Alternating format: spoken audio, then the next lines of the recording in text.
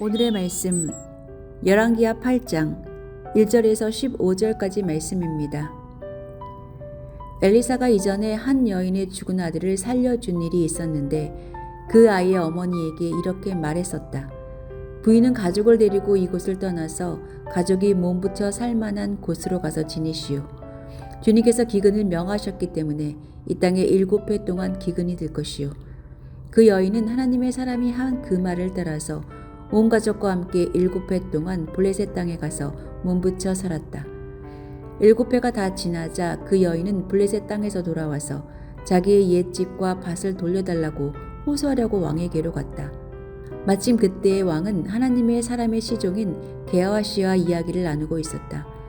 왕이 게하시에게 엘리사가 한 큰 일들을 말해달라고 하였다. 그래서 게하시는 왕에게 엘리사가 죽은 사람을 살려준 일을 설명하고 있었다. 바로 그때 엘리사가 그 아들을 살려준 그 여인이 왕에게 와서 자기의 집과 밭을 돌려달라고 호소한 것이다.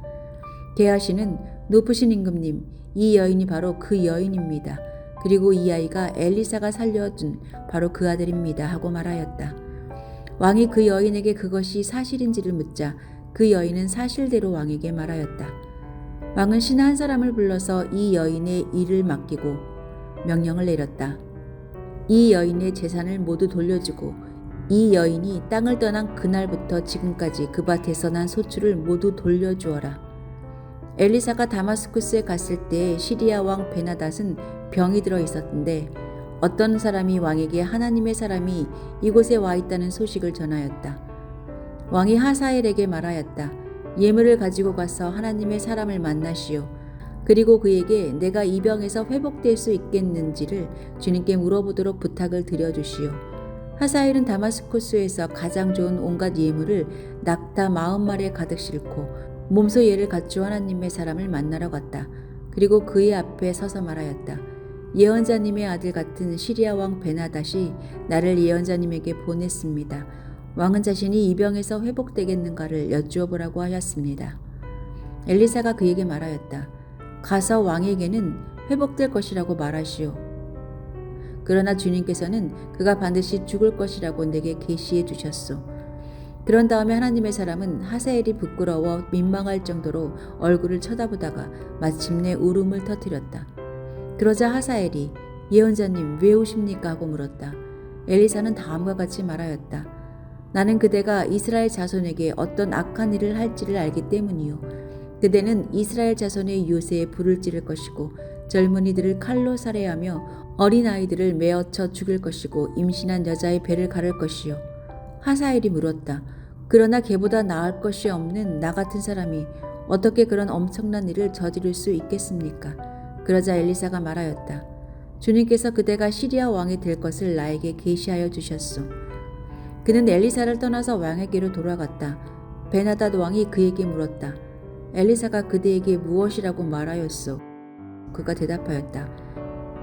엘리사는 왕께서 틀림없이 회복될 것이라고 말하였습니다. 그 다음날 하사엘은 담요를 물에 적셔서 베나닷의 얼굴을 덮어 그를 죽였다.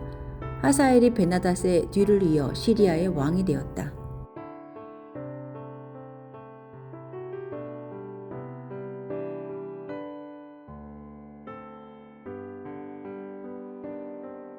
어떤 악한 왕이 몇 년 몇 월 며칠에 죽을 것이라는 신탁을 받았습니다. 그러나 몇 년이 정확하게 전달되지 않아 답답하게 되었습니다. 당장 내년인지 아니면 10년 후인지 알 수 없으니 악한 왕은 죽지 않으려고 조금이라도 위협이 되는 이들을 잡아 죽이고 탄압하는 폭정을 더욱 심하게 했습니다. 결국 시중에도 그 신탁이 알려져서 다음 해의 그날 봉기가 일어나 왕은 죽임을 당했습니다. 그러나 같은 신탁을 받고는 돌이켜서 남은 기간만이라도 선정을 베풀었던 왕은 그 후 천수를 누리고 신탁이 내린 그날에 하늘의 부름을 받았습니다. 신탁보다 중요한 것이 받아들이는 이의 마음입니다. 엘리사는 수넴 여인과 그 가족에게 7년의 기근이 있을 것을 알려주고 블레셋 땅으로 피신하게 합니다. 그리고 7년 후 그 여인이 돌아와 집과 땅을 되찾으려 왕에게 나아갔을 때는 마침 게하시가 왕에게 엘리사의 여러 기적들, 특히 죽은 아이를 살린 이야기를 하고 있었습니다. 그리고 때마침 방문한 여인을 향해 왕이여, 저 아이가 엘리사가 다시 살린 사람입니다 라고 말합니다.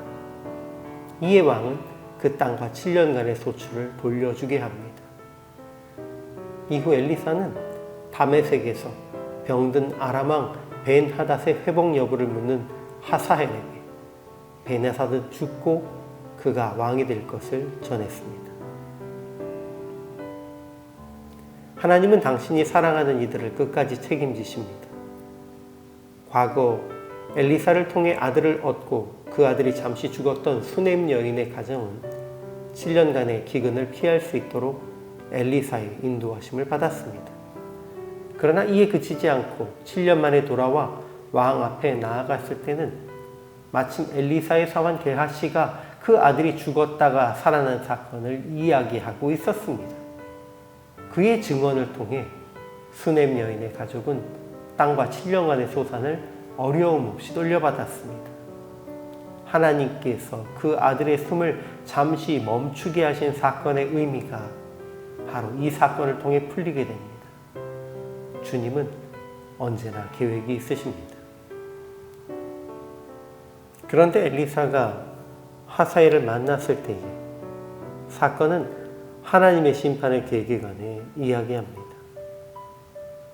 하나님은 하사엘이 아람의 왕 벤하닷을 시해하고 스스로 왕이 될 것을 알고 계셨고, 이를 엘리사의 입을 통해 말씀하시면서 하사엘에게 하나님은 너의 계획을 다 아신다 라는 것을 알리십니다. 그러면서 엘리사는 하사엘이 이스라엘을 침공하여 성에 불을 지르고 장정을 칼로 죽이며 어린아이를 맺히며 아이벤 부녀를 가르며 큰 재앙이 될 것이라고 예언하며 눈물을 흘립니다. 이것은 하사엘의 마음을 다 아신다는 알림이자 이스라엘을 향한 하나님의 심판 선언이지만 동시에 돌이킬 수 있는 기회를 주시는 말씀입니다. 그러니 하나님이 목도하게 하시는 우리 마음속의 악함을 외면하거나 혹은 그냥 그것이 운명이라고 받아들이지 마십시오. 아직 기회가 있을 때에, 알게 되었을 때에 속히 돌이키십시오.